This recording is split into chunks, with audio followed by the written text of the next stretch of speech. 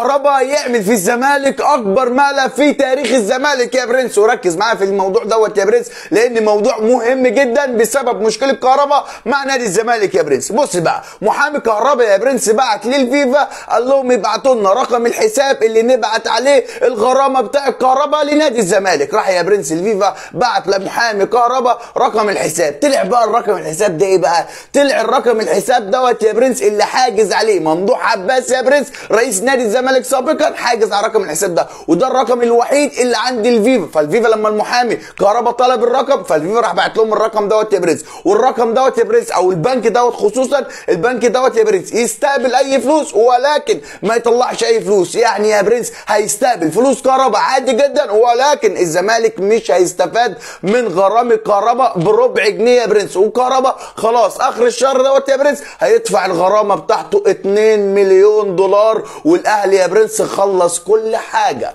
ومقلب كبير جدا من كهربا في الزمالك.